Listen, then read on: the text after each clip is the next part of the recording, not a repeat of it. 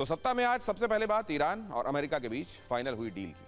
100 दिन से भी ज्यादा चले संघर्ष के बाद अब आखिरकार अमेरिका और ईरान समझौते की फाइनल स्टेज पर हैं। अमेरिकी राष्ट्रपति डोनाल्ड ट्रंप ने आज अपने 80वें जन्मदिन के मौके पर समझौते का ऐलान कर दिया।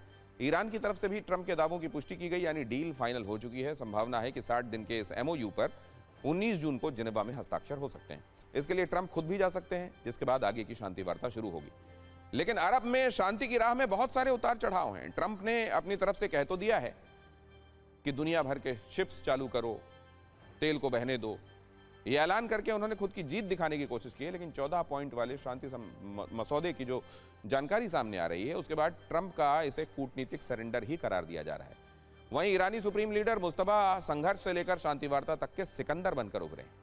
आधिकारिक तौर पर अभी तक दोनों देशों में से किसी ने भी डील की डिटेल्स शेयर नहीं की है। फिर भी ईरानी और पश्चिमी मीडिया के जरिए कई बातें सामने आई हैं। इस 14 सूत्रीय फॉर्मूले में युद्ध विराम से लेकर आर्थिक मदद और नाकेबंदी तक कई मुद्दे शामिल हैं। सबसे पहले आपको डील का वो तराजू दिखाते हैं जिससे आप तय कर सकें कि समझौते में किसका पलड़ा भारी रहा। मेहर न्यूज के मुताबिक समझौते के तहत पूर्ण युद्ध विराम लागू रहेगा, यानी ईरान पर हमले नहीं होंगे। साथ ही अमेरिका ईरानी संप्रभुता का सम्मान करेगा और अंदरूनी मामलों में दखल नहीं देगा। ईरान के बेहद करीब तैनात अमेरिकी सेना की वापसी होगी। होर्मुज के पास अमेरिका ईरानी बंदरगाहों की नाकाबंदी खत्म करेगा। इसके अलावा पुनर्निर्माण के लिए ईरान की मदद की जाएगी। MOU में ईरान के मिसाइल कार्यक्रम का जिक्र नहीं है, यानी ईरान मिसाइल कार्यक्रम अपना जारी रखेगा। परमाणु प्रोग्राम पर अगले 60 दिनों में बातचीत होगी, जिसके बाद कोई फैसला लिया जाएगा। बात अमेरिका की करें तो ट्रंप के लिए गुड न्यूज यह है कि होर्मुज का रास्ता खुल जाएगा। वहीं ईरान की तरफ से परमाणु बम नहीं बनाए जाने का भरोसा दिए जाने की बात भी है, जिसका ऐलान खुद ट्रंप ने किया है। लेकिन इसका पूरा फ्रेमवर्क क्या होगा, यह अगले 60 दिनों में तय किया जाएगा। हालांकि कई मुद्दे अभी भी ऐसे हैं जिसको लेकर काफी कंफ्यूजन है। अमेरिका का दावा है कि होर्मुज का समुद्री रास्ता पहले की तरह फ्री और स्वतंत्र होगा। वहीं ईरान का दावा है कि ओमान के साथ मिलकर वो इसे कंट्रोल करेगा। ईरान का कहना है कि उसकी फ्रोजन असेट्स, फ्रीज की हुई संपत्तियों में से $12 बिलियन की संपत्तियां फौरन लौटाई जाएंगी, जबकि अमेरिका कह रहा है कि अभी ऐसा कुछ तय है नहीं। इसके अलावा हिजबुल्लाह और हमास जैसे प्रॉक्सी संगठनों को फंडिंग का मामला भी पीछे छूट गया है। लेकिन सबसे बड़ा भ्रम ईरान के परमाणु कार्यक्रम और संवर्धित यूरेनियम को लेकर है। डील की पूरी बात इसी को लेकर अटकी हुई थी। ट्रंप की जिद थी कि वो ईरान का परमाणु प्रोग्राम पूरी तरह खत्म करेंगे, लेकिन मुस्तफा ने भी ठान लिया था कि ट्रंप को परमाणु पटखनी देकर रहेंगे। फिलहाल डील का जो मसौदा सामने आया है, उससे यह साबित भी हो रहा है।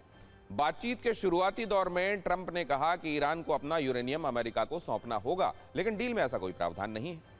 खबर है कि यूरेनियम ईरान में ही रहेगा। हालांकि ईरान इसे अपने ही प्लांट में डाइल्यूट करेगा और संवर्धन की लिमिट कम करेगा। MOU के मुताबिक वैसे तो न्यूक्लियर प्रोग्राम पर 60 दिनों में विस्तार से बात होगी, लेकिन चर्चा यही है कि ईरान को ऊर्जा जरूरतों के लिए सीमित यूरेनियम संवर्धन की अनुमति मिलेगी।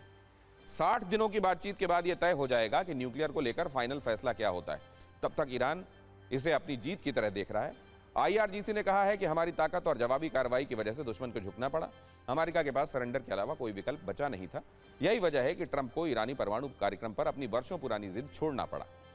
अमेरिका और ईरान के बीच लंबे वक्त से परमाणु वाला टकराव आप जानते हैं रहा है। वर्ष 2012 में जब ओबामा राष्ट्रपति थे, तो अमेरिका ने परमाणु कार्यक्रम को लेकर ईरान पर कई प्रतिबंध लगाए थे, जिसके बाद वर्ष 2015 में ओबामा सरकार का ईरान के साथ समझौता हुआ।